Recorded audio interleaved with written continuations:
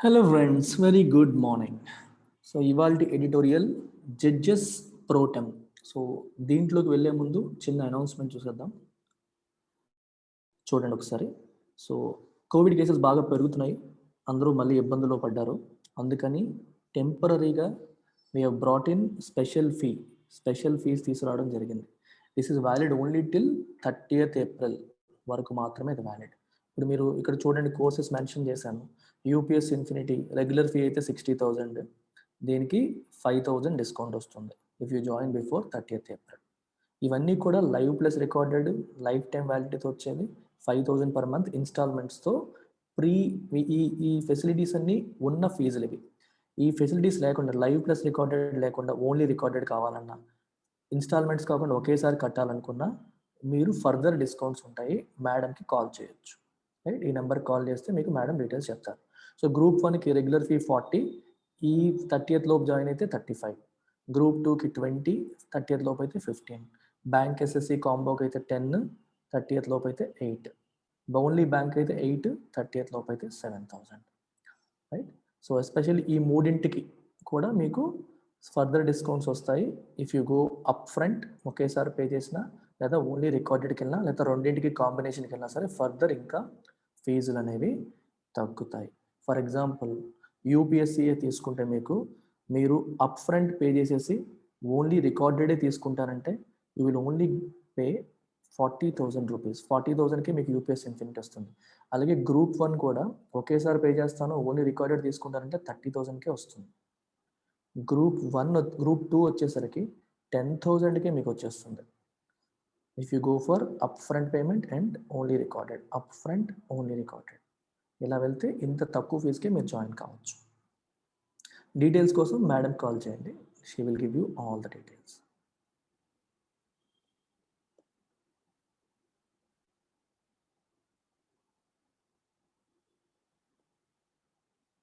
So let's begin today's editorial.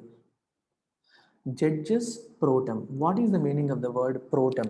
Protem అంటే for the time being, temporary అని అర్థం. అంటే ప్రస్తుతానికి, అవసరానికి, అంటే కేసులు బాగా పెరిగిపోయాయి కాబట్టి అవసరానికి కొంతమందిని జడ్జెస్గా తెచ్చుకోవడం, ఆ సెన్స్లో రాశారు. Pro tem means for the time being లేదా temporary. Roping in retired judges to clear backlog should not be at the cost of regular appointments. ఈ హైకోర్ట్స్లో బ్యాక్లాగ్స్ బాగా పెరిగిపోయాయి, పెండింగ్ కేసెస్ బాగా పెరిగిపోయాయి. వాటిని క్లియర్ చేయడానికి రిటైర్డ్ జడ్జిని తీసుకురావాలని చెప్పి నిర్ణయం తీసుకున్నారు. అయితే it should not be at the cost of regular appointments. ఇక్కడ ప్రాబ్లం ఏంటి? బ్యాక్లాగ్స్ బాగా పెరిగిపోవడానికి వేకెన్సీలు బాగా ఉండిపోయాయి. సో చాలా మందిని రిక్రూట్ చేయట్లేదు, వేకెన్సీలు ఉన్నప్పటికీ రిక్రూట్ చేయకుండా డిలే చేస్తున్నారు. సో రెగ్యులర్ అపాయింట్మెంట్స్ చేయకుండా కేసులు పెరిగిపోయాయి కదా అని చెప్పి రిటైర్డ్ జడ్జెస్ని తీసుకొచ్చి కేసెస్ క్లియర్ చేయడానికి ప్రయత్నం చేస్తున్నారు. ఇక్కడ అదే చెప్తున్నారు, రిటైర్డ్ జడ్జెస్ని తీసుకొచ్చి క్లియర్ చేయడం మంచిదే, కానీ it should not be at the cost of regular appointments. First regular appointments fill చేసేయాలి, ఉద్యోగాలు వస్తాయి రావాల్సిన వాళ్ళందరికీ. తర్వాత మీరు ఇంకా కుదరకపోతే బయట జడ్జెస్ని తీసుకొచ్చి లేదా రిటైర్డ్ జడ్జిని తీసుకొచ్చి బ్యాక్లాగ్స్ క్లియర్ చేయొచ్చు అని చెప్పి దీని యొక్క ఉద్దేశం. The supreme court's decision to invoke a dormant provision in the constitution to clear the way for appointment of retired judges as ad hoc judges to clear the mounting arrears in the various high courts is an indictment of the extraordinary delay in filling up judicial vacancies. చూడండి ఎంత నీట్గా రాశారో. ఈ ఒక్క సెంటెన్స్లో మీకు మొత్తం editorial అంతా summary వచ్చేసినట్టు. The supreme court's decision to invoke. What is the meaning of invoke? Invoke అంటే మీనింగ్ ఏంటి అంటే, if you invoke a rule, if you invoke a law, if you invoke a provision, అంటే ఒక చట్టంలో కానీ, కాన్స్టిట్యూషన్లో కానీ, రూల్ బుక్లో కానీ ఉన్న ఒక రూల్ని ఉపయోగించి యూఆర్ డూయింగ్ సంథింగ్ అని అర్థం. ఫర్ ఎగ్జాంపుల్, మీకు ట్రాఫిక్ పోలీస్ రోడ్డు మీద ఆపేసినప్పుడు మీకు చలానా విధించాడు అనుకోండి. చలానా తనకు నచ్చినట్టు విధించడం అవుతుందా? No, he has to invoke a rule. So he can say I'm invoking the rule in the latest government GO. Government జీవోలో ట్రాఫిక్ హెల్మెట్ లేకుండా ప్రయాణం చేస్తే ఇంత ఫైన్ అని చెప్పి జీవోలో మెన్షన్ చేశారు. I'm invoking that provision. ఆ రూల్ని నేను ఉపయోగిస్తున్నాను. I'm using that provision to fine you. నేను ఫైన్ చేయడానికి, నీకు ఫైన్ వేయడానికి ఆ రూల్ నేను వాడుతున్నాను అని చెప్పి చెప్పినట్టు. అలాగే కాన్స్టిట్యూషన్లో పలానా ప్రావిజన్ని వాడుతున్నాము, లేకపోతే చట్టంలో పలానా రూల్ని వాడుతున్నాము అని చెప్పినప్పుడు we use the word invoke. ఇక్కడ ఏది ఇన్వోక్ చేశారు? A dormant provision. What is the meaning of dormant provision? Dormant అంటే నిద్రపోతున్న, something that is not active. మీకు జంతువులు కొన్ని డార్మెంట్ స్టేజ్లో ఉంటాయి, అంటే 6 నెలల పాటు లేదా 3 నెలల పాటు పూర్తిగా నిద్రలో జారుకుంటాయి. లేచి ఉన్నప్పుడు బాగా తింటాయి, కొన్నాళ్ళు డార్మెంట్ స్టేజ్లోకి వెళ్ళిపోతాయి, పూర్తిగా నిద్రలోకి వెళ్ళిపోతుంటాయి. డార్మెంట్ అంటే నాట్ యాక్టివ్, అచేతనమైన అంటాం తెలుగులో. అచేతనం, చేతనం అంటే కదలిక, కదలిక లేకుండా అచేతనంగా ఉండే స్థితిని డార్మెంట్ అంటాం. అంటే ఎక్కువగా వాడుకలో లేని అనే మీనింగ్ మీరు తీసుకోవచ్చు.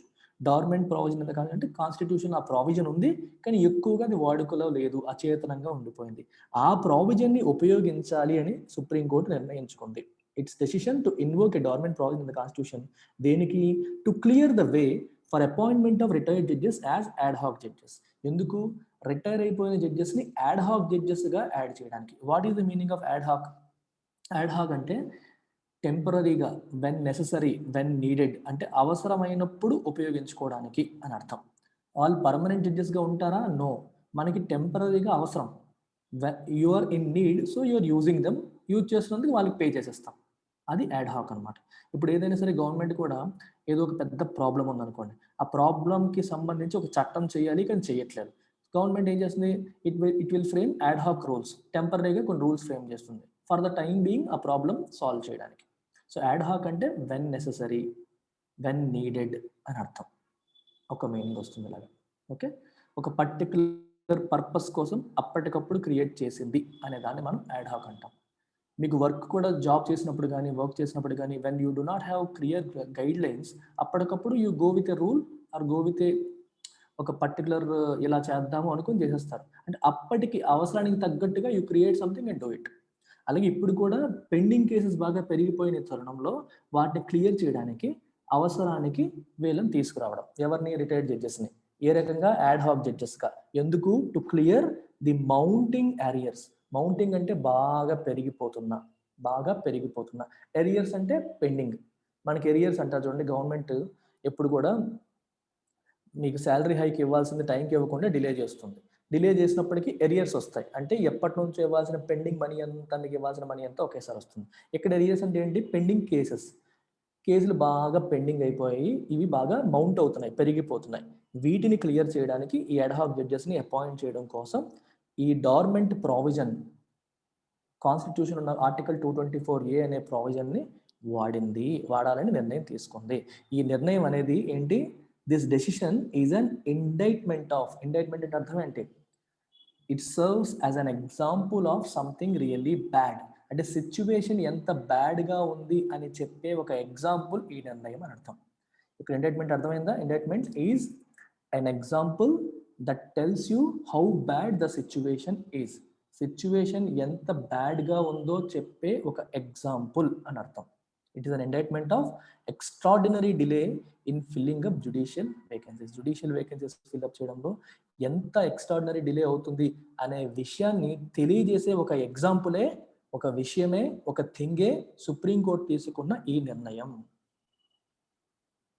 Weather the fault lies with the collegium system or the centre's tardiness, there is little doubt that the unacceptable delay in the appointment process in recent times has caused huge vacancies in the high courts.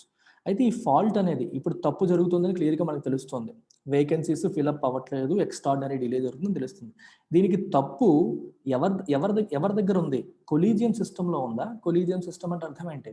ఈ judges అందరూ కూడా ఒక కొలీజియంగా, ఒక గ్రూప్గా follow అయ్యి వాళ్ళే appointment చేస్తారు, transfers చేస్తారు. జుడిషియరీ ఇండియాలో ఇండిపెండెంట్ జుడిషియరీ కాబట్టి వాళ్ళకి సంబంధించిన విషయాలన్నీ వాళ్ళే చూసుకుంటారు.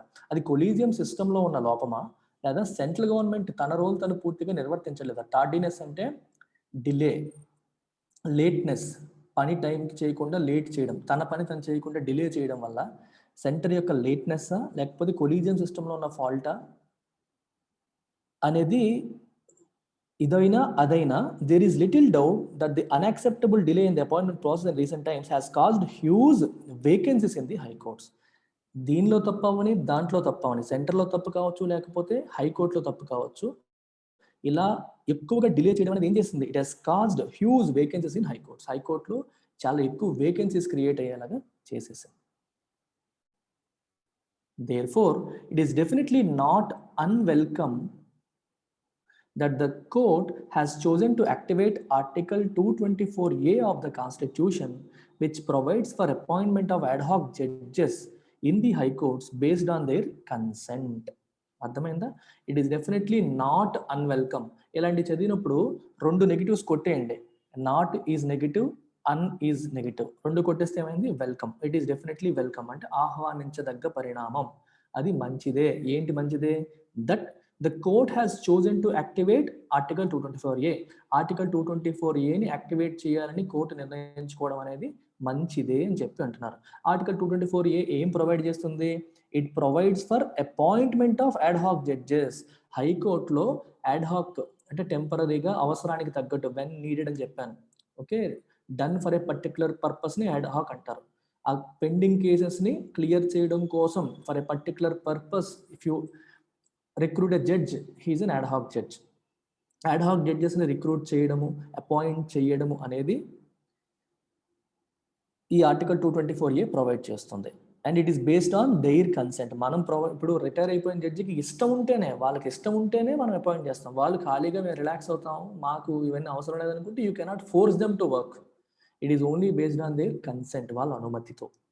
A bench headed by CJI S.A. Bobde has made it clear that the challenge of mounting arrears and existing vacancies requires recourse to 224A.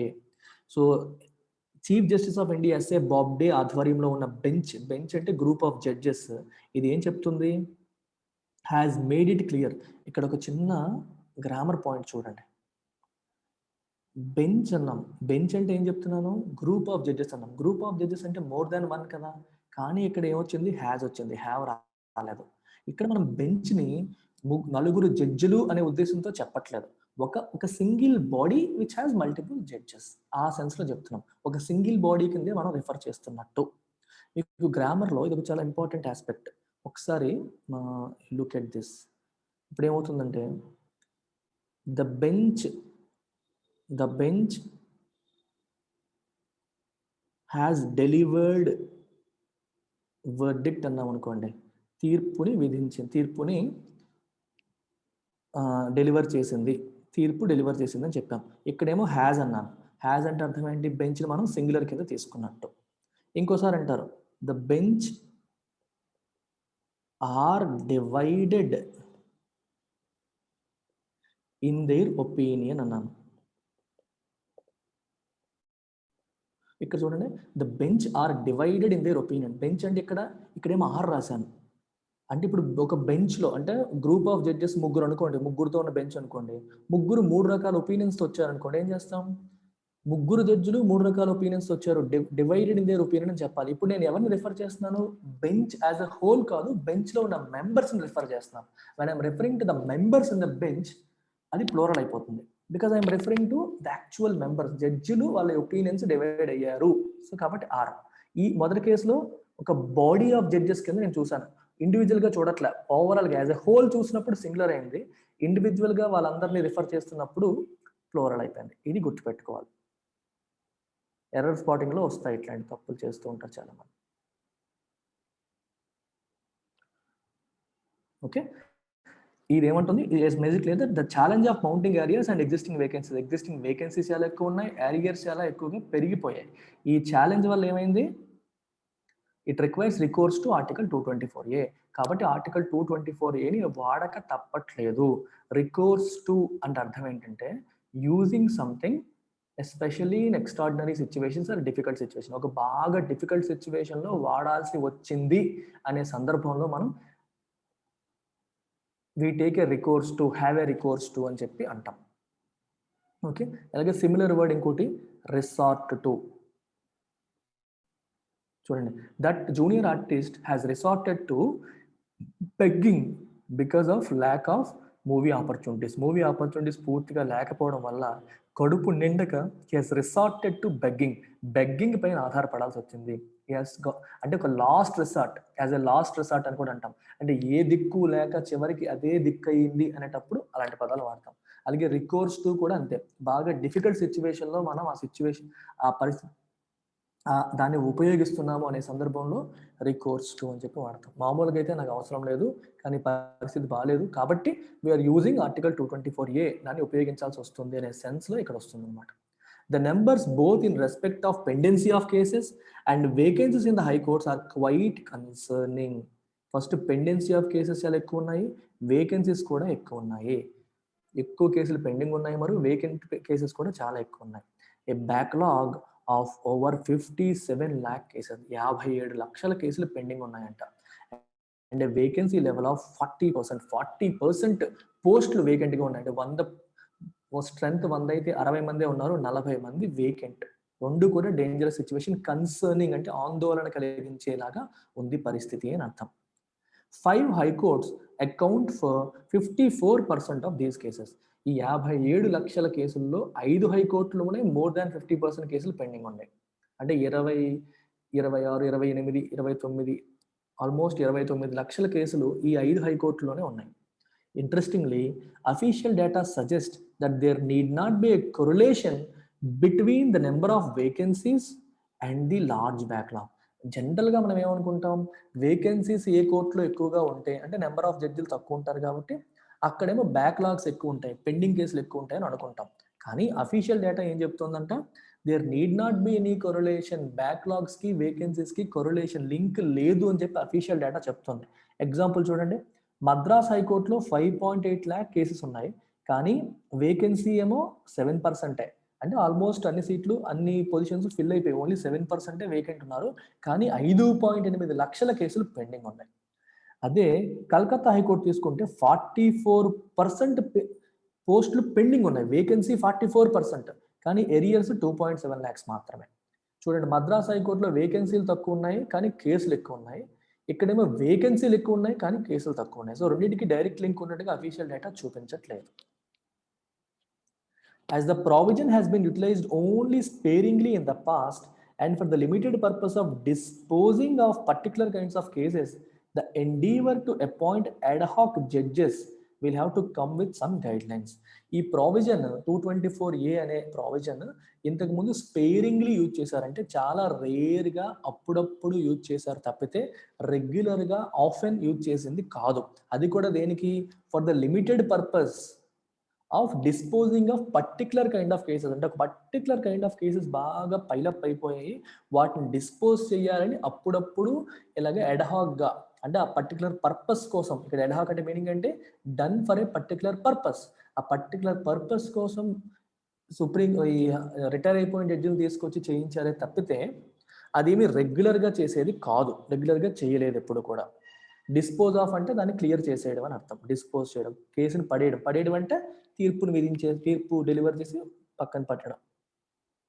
So the endeavour to appoint ad hoc judges will have to come up with some guidelines. Endeavour అంటే effort, okay, the effort to reach a goal. ఒక attempt లేదా effort, ఒక goal reach అవ్వడానికి మనం చేసే effort లేదా అటెంప్ట్ని endeavour అని చెప్పి ఇక్కడ మనం అంటాం. The endeavour to appoint ad hoc judges will have to come with some guidelines. Endeavour అనేది కొన్ని గైడ్ లైన్స్తో రావాలి. ఇది రెగ్యులర్గా చేసే ప్రాసెస్ కాదు, ఎప్పుడో చేసేది. సో ఇష్టం వచ్చినట్టు చేయకుండా కొన్ని గైడ్ లైన్స్ ప్రకారం చెయ్యాలి అని అర్థం.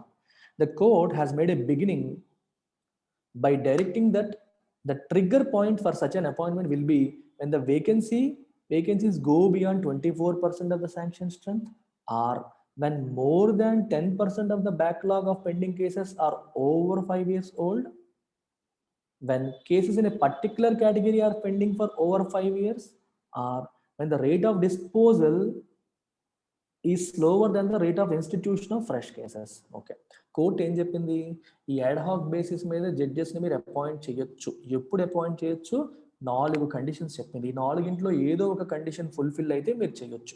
మొదటి కండిషన్ ఏంటి, 20% ఆఫ్ ద శాంక్షన్డ్ స్ట్రెంత్ కంటే వేకెన్సీస్ పెరిగిపోతే. అర్థమైందా? ఫర్ ఎగ్జాంపుల్ 100 వేకెన్సీ 100 ఉన్నాయి పొజిషన్స్, అందులో 20 కంటే ఎక్కువ పొజిషన్స్ వేకెంట్గా ఉంటే మీరు అపాయింట్ చేయొచ్చు. లేదా when more than 10% of the backlog of pending cases are over 5 years old, మన పెండింగ్ కేసెస్ చాలా బ్యాక్లాగ్ ఉన్నాయి, వాటిల్లో more than 10% are over 5 year old, 5 years కంటే ఎక్కువ పాతవైతే, లేదా cases in a particular category are pending for over 5 years, ఒక particular కేటగిరీలో ఉన్న కేసెస్, ఓకే, విడాకులకు సంబంధించినవో లేకపోతే రేపులకు సంబంధించినవో మర్డర్కి సంబంధించి ఒక పర్టికులర్ కేటగిరీలో ఉన్న cases more than or pending for more than 5 years, లేదా రేట్ ఆఫ్ డిస్పోజల్ అంటే కేసెస్ క్లియర్ చేయడం అనేది rate of institution of fresh cases కంటే తక్కువ ఉన్న, అంటే కొత్త కేసుల్ని వస్తున్న కొత్త కేసుల కంటే వెళ్ళే కేసెస్ తక్కువైనా సరే, ఇలా ఏ సందర్భం ఉన్నా సరే మీరు అడ్హాక్ జడ్జెస్ని అపాయింట్ చేయవచ్చు.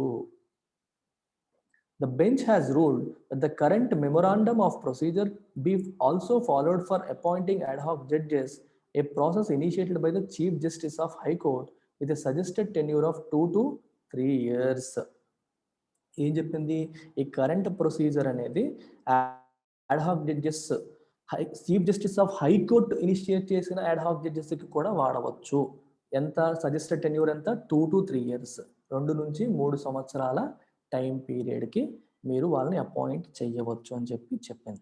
The court has clarified that this is a transitory methodology. Transitory అంటే టెంపరరీ, ప్రస్తుతానికి, ఫర్ ద టైం బీయింగ్, ఈ సిచ్యువేషన్ని సాల్వ్ చేయడం కోసం తీసుకొచ్చిన టెంపరరీ ప్రాబ్లమే ఒక మెథడాలజీ అని మాత్రమే చెప్పింది. Something that is not permanent. Transitory అంటే టెంపరరీ లేదా నాట్ పర్మనెంట్ అని అర్థం. And does not constraint the regular appointment process. ఇప్పుడు ad hoc జడ్జెస్ తీసుకొచ్చాం కదా అని చెప్పి మీరు అపాయింట్మెంట్స్ ఆపాల్సిన పని ఏమీ లేదు. అపాయింట్మెంట్స్ ఎప్పట్లాగే మీరు కంటిన్యూ చేసుకోండి అని చెప్పి కోర్టు క్లియర్గా క్లారిఫై చేసింది. The government, which did not oppose the proposal but wanted the vacancies to be filled up first, would do well to expedite the regular appointment process from its end and give up its propensity to hold back some recommendations selectively. Government which did not oppose the proposal ని government oppose చేయలేదు, కానీ ఏం కోరుకుంది? But wanted the vacancies to be filled up first. ఏవైతే pending vacancies ఉన్నాయో వాటిని first fill up చేయాలని చెప్పి కోరుకుంది. వేకెన్సీస్ ఎవరు ఫిల్అప్ చేయాలి? కొలీజియం సిస్టమ్ రికమెండ్ చేయాలి. రికమెండ్ చేసాక గవర్నమెంట్ దాన్ని యాక్సెప్ట్ చేయాలి. Recommendation comes from collegium system. ఇక్కడ ఏం రాశారు చూసారా? వేకెన్సీస్ ఫస్ట్ ఫిల్అప్ చేయాలని చెప్తోంది, కానీ గవర్నమెంట్ ఏం చేయాలి? It has to expedite the regular appointment process from its end. వీళ్ళు రికమెండ్ చేసిన తర్వాత కూడా గవర్నమెంట్ డిసైడ్ చేయకుండా ఆపేసింది అనుకోండి, అప్పుడు డిలే అయిపోతుంది. ఎక్స్పీడైట్ అంటే స్పీడప్, తన వైపు నుంచి తను చేయాల్సిన పని కూడా స్పీడప్ చేయాలి. And give up it's propensity to hold back some recommendation selectively. Collegium system కొంతమందిని రిక్రూట్ చేయాలి, అపాయింట్ చేయాలని చెప్పి రికమెండ్ చేసిన తర్వాత కొంతమందిని కావాలనే కొంతమందిని హోల్డ్ బ్యాక్ చేయడం, సెలెక్టివ్గా తనకు నచ్చిన వాళ్ళని హోల్డ్ బ్యాక్ చేసే ప్రొపెన్సిటీ, ఇంక్లినేషన్ అనేది గవర్నమెంట్కి ఉంది. ప్రొపెన్సిటీ అంటే natural tendency, natural inclination to do something. For example, if I say I have a propensity to procrastinate. Procrastinate అంటే డిలే చేయడం, వాయిదాలు వేయడం. If I have a propensity to procrastinate, I have a natural tendency to delay everything. నాకు ఏ పని చెప్పినా సరే delay చేయడం, వెంటనే చేయకపోవడం, వాయిదా వేయడం నాకు అలవాటు అనుకోండి. Then I will say I have a propensity or tendency or inclination to procrastinate, వాయిదా వేయడం. అలాగే గవర్నమెంట్కి ఎటువంటి ప్రొపెన్సిటీ ఉంది? వచ్చిన రికమెండేషన్స్ అంటే ఎవరెవరికి పోస్టింగ్ ఇవ్వాలని వచ్చి కొలీజియం సిస్టమ్ ఇచ్చిన రికమెండేషన్ని పూర్తిగా ఇంప్లిమెంట్ చేయకుండా కొంతమందిని ఆపేయడం, అది ఆపాలి. It should give up it's propensity, దాన్ని విడిచిపెట్టాలి అని అర్థం. As for the judiciary, it should ensure that only retired judges with experience and expertise are offered the temporary positions. Retired judges with experience, expertise, skill ఉన్న వాళ్ళు, అనుభవం ఉన్న వాళ్ళు మాత్రమే ఈ టెంపరీ జడ్జెస్ పొజిషన్కి సెలెక్ట్ చేసుకోవాలి. ఎవరు పడితే వాళ్ళు తేకూడదు. And there is no hint of favouritism ఉండకూడదు. ఆశ్రిత పక్షపాతం ఉండకూడదు. నచ్చిన వాళ్ళని అపాయింట్ చేసేసుకునేలాగా ఉండకూడదు. ఆ స్కిల్ ఉన్న వాళ్ళు, అనుభవం ఉన్న వాళ్ళు మాత్రమే రిక్రూట్ చేయాలి అని ఇక్కడ చెప్పడం జరిగింది. ఓకే, ఫైనల్ థింగ్, ఇంగ్లీష్ చాలామంది ఎడిటోరియల్ ఫాలో అయ్యే వాళ్ళందరూ కూడా ఇంగ్లీష్లో బాగా వీక్గా ఉన్నందుకు ఫాలో అవుతారు, లేదా ఇంగ్లీష్ ఇంప్రూవ్ చేసుకుందామని చెప్పి ఫాలో అవుతారు. We have a course called English infinity. ఈ కోర్స్లో నేను గ్రామర్, వొకాబులరీ, కాంప్రహెన్షన్ అన్నీ కవర్ చేస్తాను. ఇది ఎగ్జామ్ పాయింట్ ఆఫ్ వ్యూలో ఉంటుంది. మీరు యూపీఎస్సి సీసాట్ కావచ్చు, బ్యాంక్ ఎగ్జామ్ కావచ్చు, ఎస్ఎస్సి సీజీఎల్ కావచ్చు, ఈ కాంపిటేటివ్ ఎగ్జామ్స్కి అవసరమైన స్కిల్స్ అన్నీ కూడా ఇక్కడ మీకు బిల్డ్ అవుతాయి. మీరు డౌట్స్ వస్తాయి, సార్ బ్యాంక్ మెయిన్స్ కవర్ చేస్తారా, సీజీఎల్ మెయిన్స్ కవర్ చేస్తారా? ఎస్, అబ్సల్యూట్గా అవి కూడా కవర్ చేయడం జరుగుతుంది. పాత పేపర్స్ అన్నీ కూడా చెప్తాను. సో ఇంగ్లీష్ ఇన్ఫినిటీ కోర్స్కి వస్తే ఇంగ్లీష్లో మీకున్న సమస్యలన్నీ తీరిపోతాయి. ఎస్పెషల్లీ నా టీచింగ్ స్టైల్ నచ్చినట్లయితే డోంట్ హెజిటేట్, ఇంకా టైం వేస్ట్ చేయకండి, చక్కగా వచ్చి జాయిన్ అయిపోండి. ఇది ప్రత్యూష మేడం నెంబర్. ఈ నెంబర్కి కాల్ చేస్తే మేడం మీకు యాక్సెస్ ఇస్తుంది లైవ్ క్లాసెస్కి, right? So make payment and come for this if you have issues in English. ఎందుకు ఇది చెప్తున్నానంటే నాకు లైవ్లో రోజు అడుగుతున్నారు స్టూడెంట్స్ ఇంగ్లీష్ ఇంప్రూవ్ చేసుకోవడం ఎలాగా. మీరు ఓన్గా చేసుకోలేకపోతే you come to my classes. ఇక్కడ ఎడిటోరియల్ మీరు అరగంట వింటారు, అక్కడ మళ్ళీ గంట సేపు క్లాస్ వింటారు. నేను ఆల్రెడీ కవర్ చేసిన వీడియోస్ అన్నీ మీకు ఉంటాయి. And it comes with lifetime validity. Take care, bye.